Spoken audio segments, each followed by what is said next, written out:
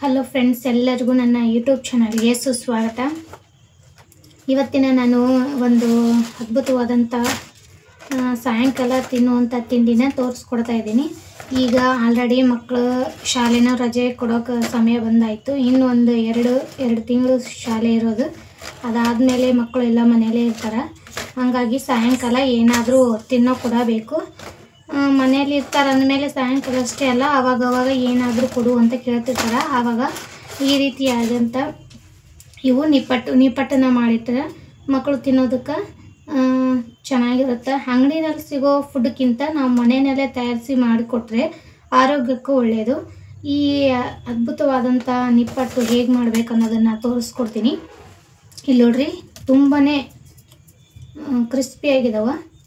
ನೋಡಿ, ಸೌಂಡ್ ಕೇಳಿದ್ರೆ ಗೊತ್ತಾಗುತ್ತಲ್ಲ, ತುಂಬಾ ಚೆನ್ನಾಗಯ್ಯವು.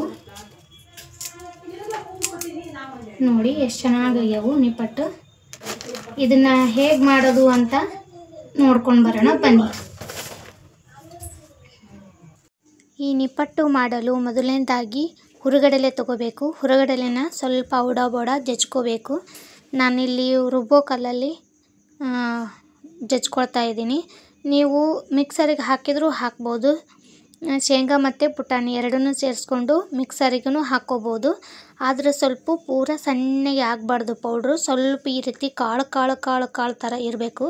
ಅಂದರೆ ನಿಪ್ಪಟ್ಟು ಮಾಡಿದಾಗ ಅದು ಬಾಯಿನಲ್ಲಿ ತಿನ್ನೋಕೆ ಸಿಕ್ಕರೆ ರುಚಿ ಅನಿಸುತ್ತೆ. ಹಾಗಾಗಿ ಕಾಳು ಇರೋ ರೀತಿಯಲ್ಲಿ ಕುಟ್ಕೊಂಡು ತಕ್ಕೋಬೇಕು. ಈಗ ಹುರುಗಡ್ಲೆ ರುಬ್ಕೊಂಡಿವಿ.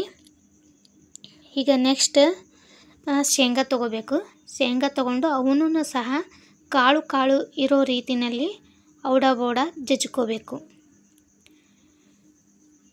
ಎರಡು ಒಮ್ಮೆಲೆ ಹಾಕ್ಕೊಂಡ್ರೆ ಕಲ್ಲಲ್ಲಿ ಆಗಲ್ಲ. ಮಿಕ್ಸಿನಲ್ಲಿ ಬೇಕಿದ್ರೆ ಎರಡು ಒಟ್ಟಿಗೆನೂ ಸೇರಿಸ್ಕೊಂಡು ಮಿಕ್ಸಿ ಮಾಡ್ಬೋದು. ಈ ರೀತಿ ಕಾಳು ಇರೋ ರೀತಿಯಲ್ಲಿ ನೀವು ಜಜ್ಕೊಂಡು ಇದನ್ನು ಸೈಡಲ್ಲಿ ಎತ್ತಿಟ್ಕೊಳ್ರಿ.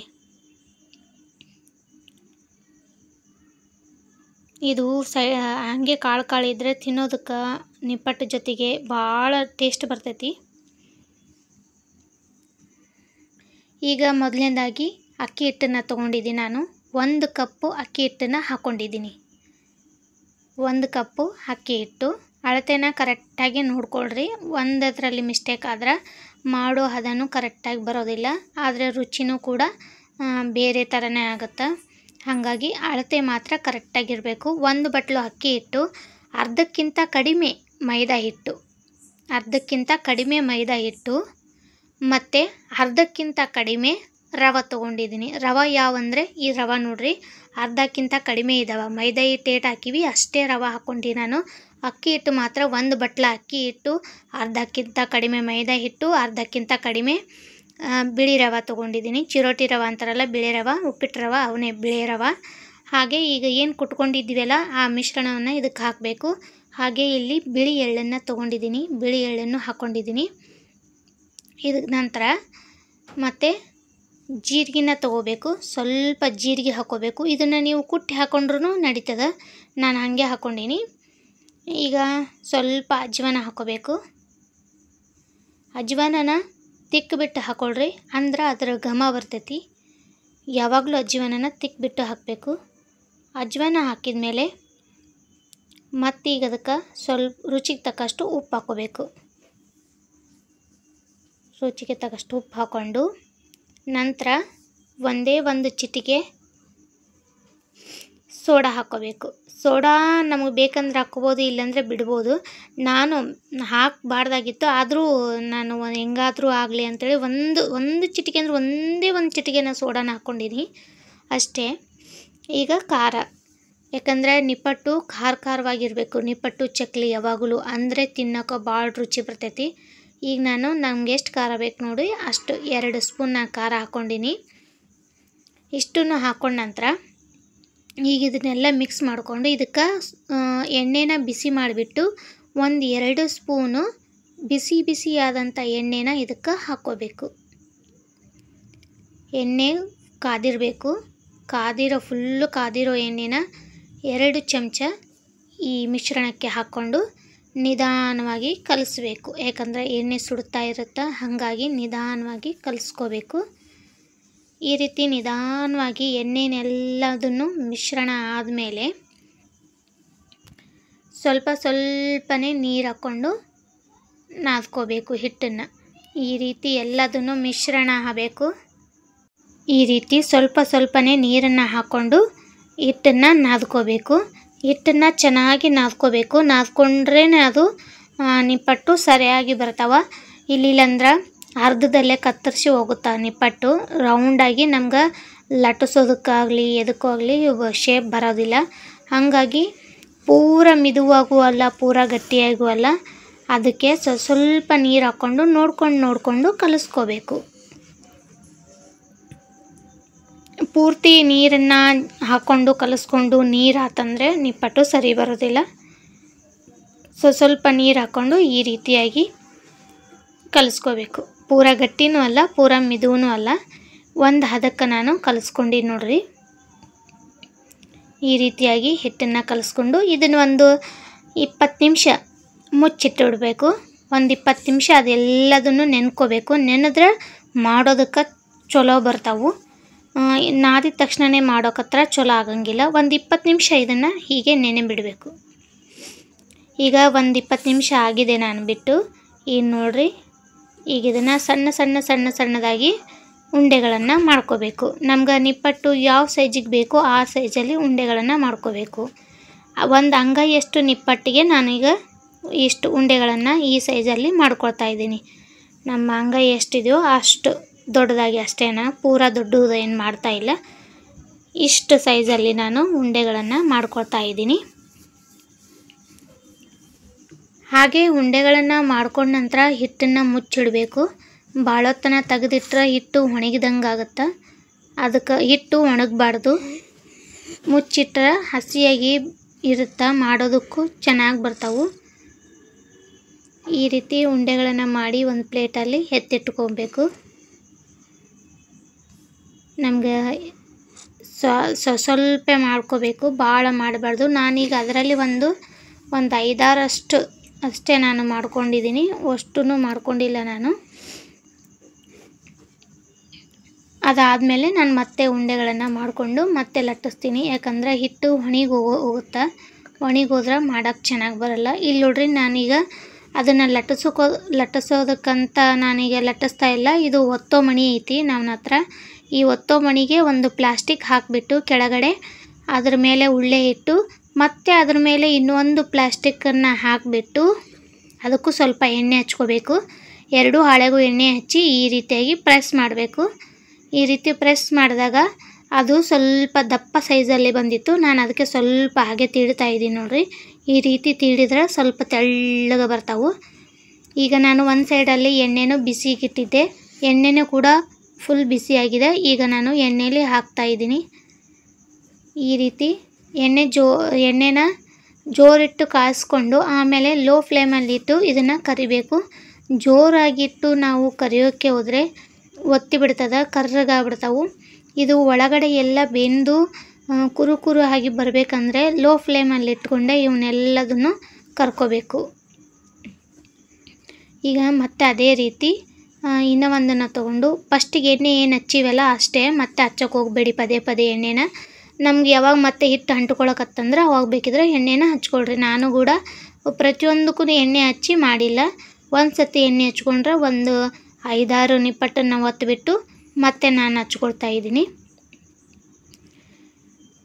ಈ ಒತ್ತೋ ಮಣಿಲಿಂದ ಒತ್ತಿದ್ರೆ ಒಂದು ಸ್ವಲ್ಪ ದಪ್ಪ ಬರ್ತಾವೆ, ಪೂರ ತೆಳ್ಳಗೆ ಬರೋಂಗಿಲ್ಲ. ಅದಕ್ಕೆ ಈಗ ಹಿಂಗೆ ಈ ಥರ ಒಂದು ಸ್ವಲ್ಪ ಪ್ರೆಸ್ ಮಾಡಿ, ನಾವು ಕೈಯಿಂದನೇ ಪ್ರೆಸ್ ಮಾಡಿ ಹಾಕಿದ್ರೆ ಸ್ವಲ್ಪ ತೆಳ್ಳಗೆ ಬರ್ತಾವೆ. ಹೆಂಗಿದ್ರೂ ನಿಪ್ಪಟ್ಟು ರುಚಿ ಬರುತ್ತಾ, ದಪ್ಪಿದ್ರೂ ರುಚಿ ಬರುತ್ತಾ, ತೆಳ್ಳಗಿದ್ರೂ ರುಚಿ ಬರುತ್ತಾ. ಆದರೆ ದಪ್ಪಿದ್ರೆ ಸ್ವಲ್ಪ ಸರಿಯಾಗಿ ಜಲ್ದಿ ಬೇಯೋದಿಲ್ಲ.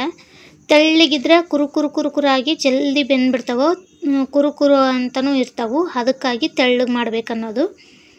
ಯಾಕಂದರೆ ನಾವು ಶೇಂಗಾ ಪುಟಾಣಿಯನ್ನು ಬೋಡ ಜಜ್ಜಿ ಹಾಕಿರ್ತೀವಲ್ವ, ಅದಕ್ಕೋಸ್ಕರ ಪೂರ ತೆಳ್ಳಗೆ ಮಾಡೋಕ್ಕೋದ್ರೆ ನಿಪ್ಪಟ್ಟು ಹರಿತಾವೆ. ಹಂಗಾಗಿ ಒಂಚೂರು ಮೀಡಿಯಮ್ ಸೈಜಲ್ಲೇ ಇರಬೇಕು. ಈಗ ನಾನು ಒಂದೊಂದೇ ಈ ರೀತಿ ಒತ್ಕೊಂಡು ಕರಿತಾ ಇದ್ದೀನಿ. ಯಾವುದೇ ಒಂದು ಐಟಮ್ ಮಾಡೋಕ್ಕೋದ್ರೂ ಇನ್ನೂ ಒಬ್ಬರು ಬೇಕು ಅನಿಸುತ್ತೆ. ಒಬ್ಬರು ನಿಂತರೆ ಒಬ್ಬರು ಕರಿಯೋದು ಹಿಂಗೆ ಮಾಡಿದರೆ ಎಷ್ಟೋ ಹೊತ್ತನ ಆಗುತ್ತೆ. ಏಕೆಂದರೆ ಇದು ಜೋರಿಟ್ಟು ಬಡ ಬಡ ಬಡ ಕರಿತೀನಿ ಅಂದರೂ ಆಗಲ್ಲ, ಒತ್ತಿ ಬಿಡ್ತಾವೆ ನಿಪ್ಪಟ್ಟು. ಹಾಗಾಗಿ ಲೋ ಫ್ಲೇಮಲ್ಲಿಟ್ಟು ನಿಧಾನವಾಗಿ ಕೆಂಪು ಕಲರ್ ಬರೋವರೆಗೂ ಇದನ್ನು ಕರ್ಕೋಬೇಕು. ಈ ರೀತಿ ಕೆಂಪು ಕಲರ್ ಬರಬೇಕು ನೋಡ್ರಿ.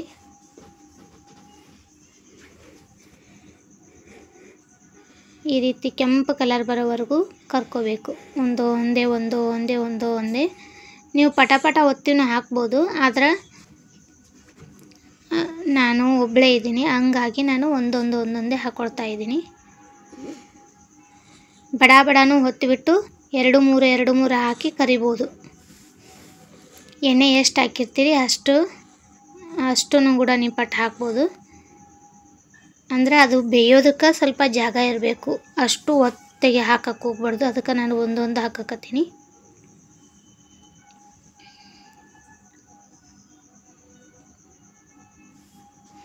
ನೀವು ಒತ್ತೋ ಮಣಿ ಇಲ್ಲ ಅಂತಂದ್ರೆ ಲಟ್ಟಣಿಕೆಯಿಂದ ಲಟ್ಟಿಸ್ಕೋಬೋದು. ನಾನು 2 ರೀತಿಯಲ್ಲೂ ತೋರಿಸ್ತೀನಿ. ಈಗ ಒತ್ತೋ ಮಣಿ ಲೇಸಿಂದ ಒತ್ತುತ್ತಾ ಇದ್ದೀನಲ್ಲ, ಈಗ ಇದನ್ನು ನಾವು ಲಟ್ಟಣಿಕೆಯಿಂದನೂ ಅದೇ ಪೇಪರನ್ನು ಇಟ್ಕೊಂಡು ಲಟ್ಟಿಸ್ಕೋಬೋದು. 2ಕ್ಕೂ ಬರ್ತದೆ. ಅದಿದ್ದರೆ ಮಾತ್ರ ಬರುತ್ತಾ ಅಂತೇನಿಲ್ಲ, ಲಟ್ಟಣಿಕೆಯಿಂದನೂ ನಾವು ಲಟ್ಟಿಸ್ಕೋಬೋದು.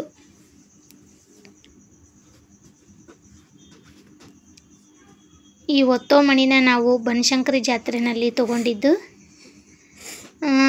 ನಾವು ಈಗ ತೊಗೊಂಡು ಬಂದು 3 ವರ್ಷ ಏನೋ ಆಯಿತು. ಇದು ತೊಗೊಂಡು ಬಂದು 3-4 ವರ್ಷನೇ ಆಯಿತು ಒತ್ತೋ ಮಣಿನ ತೊಗೊಂಡು ಬಂದು.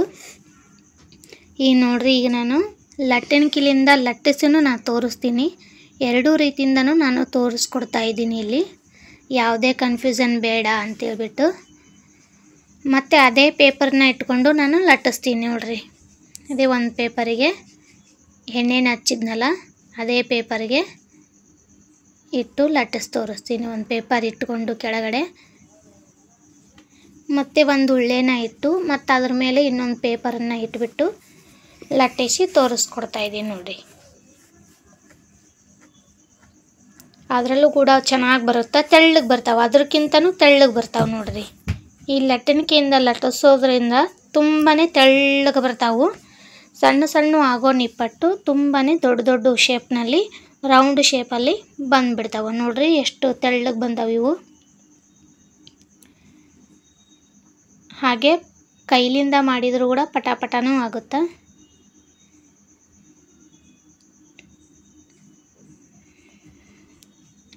ಈಗಂತೂ ಬೇಸಿಗೆ ರಜೆ ಬರ್ತೈತೆ, ಮಕ್ಕಳು ಕೂಡ ಮನೆಯಲ್ಲೇ ಇರ್ತಾರೆ. ಅವಾಗ ಏನಾದರೂ ತಿನ್ನೋಕೆ ಬೇಕು ಅಂತ ಕೇಳ್ತಿರ್ತಾರೆ.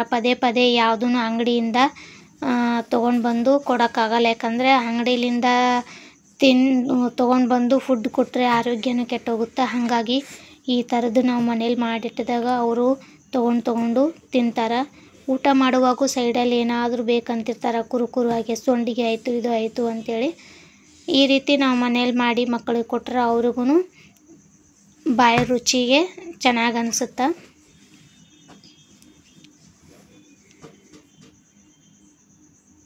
ನೋಡ್ರಿ, ಈ ರೀತಿಯಾಗಿ ಎಷ್ಟು ಚೆನ್ನಾಗಿ ಬಂದವು ನಿಪ್ಪಟ್ಟು. ತುಂಬಾ ಚೆನ್ನಾಗಿ ಬಂದವು ನಿಪ್ಪಟ್ಟು. ನೀವು ಯಾರೂ ಮಾಡಿಲ್ಲ ಅಂದ್ರೆ ದಯವಿಟ್ಟು ಒಂದು ಸರ್ತಿನಾದರೂ ಮಾಡಿ ನೋಡ್ರಿ. ಇಲ್ಲಿ ನೋಡ್ರಿ, ಈ ರೀತಿಯಾಗಿ ಬಂದವು ನಿಪ್ಪಟ್ಟು. ನೋಡಿ, ಒಂದು ಬಟ್ಲು ಅಳತೆಯಲ್ಲಿ ತೊಗೊಂಡ್ರೆ ಇಷ್ಟೊಂದು ನಿಪ್ಪಟ್ಟುಗಳಾಗ್ಯವ. ತುಂಬಾ ರುಚಿಯಾಗಿವ, ಟೇಸ್ಟ್ ಕೂಡ ಸಖತ್ತಾಗೈತೆ. ಹಾಗೆ ಕ್ರಿಸ್ಪಿಯಾಗಿನೂ ಬಂದವು. ನೀವು ಮಾಡಿಲ್ಲ ಅಂದರೆ ದಯವಿಟ್ಟು ಒಂದ್ಸಲಿ ಮಾಡಿ ನೋಡ್ರಿ, ತುಂಬಾ ರುಚಿಯಾಗ್ಯವ. ಹಾಗೆ ಯಾರ್ಯಾರು ನನ್ನ ಚಾನಲ್ ನೋಡ್ತಾ ಇದ್ದೀರಿ ದಯವಿಟ್ಟು ಎಲ್ಲರೂ ಪೂರ್ತಿಯಾಗಿ ವಿಡಿಯೋ ನೋಡಿ, ಮಧ್ಯದಲ್ಲಿ ಎಲ್ಲೂ ಸ್ಕಿಪ್ ಮಾಡೋಕ್ಕೆ ಹೋಗಬೇಡಿ. ಹಾಗೆ ಇದು ವಿಡಿಯೋ ನೋಡಿದ ಮೇಲೆ ಲೈಕ್ ಕೊಡೋದನ್ನು ಮಾತ್ರ ಮರಿಬೇಡಿ. ಹಾಗೆ ಇವು ಹೆಂಗೆ ಅನಿಸಿದ್ದು ನಿಮ್ಗೆ, ರುಚಿ ಅನಿಸಿದ್ದು ಅಂತಂದು ಕಮೆಂಟ್ ಒಳಗೆ ತಿಳಿಸ್ರಿ. ನೀವು ಮಾಡಿ ಅಂದ್ರೆ ಮಾಡಿ ನೋಡ್ರಿ, ದಯವಿಟ್ಟು ರುಚಿ ಆಗ್ತಾವೆ. ತಿನ್ನೋಕೆ ಮನೆಯಲ್ಲೇ ಮಾಡ್ಕೊಂಡು ತಿಂದರೆ ಆರೋಗ್ಯಕ್ಕೆ ಒಳ್ಳೆಯದು. ತುಂಬಾ ರುಚಿಕರವಾಗಿದ್ದಾವೆ, ಮಾಡ್ಕೊಂಡು ತಿನ್ನಿರಿ ಮನೆಯಲ್ಲಿ. ಹಾಗೆ ಮತ್ತೆ ನಾನು ಮುಂದಿನ ವಿಡಿಯೋದಲ್ಲಿ ಸಿಗ್ತೀನಿ ರೀ. ಅಲ್ಲಿವರೆಗೂ ನಮಸ್ಕಾರ. ಬಾಯ್ ಬಾಯ್.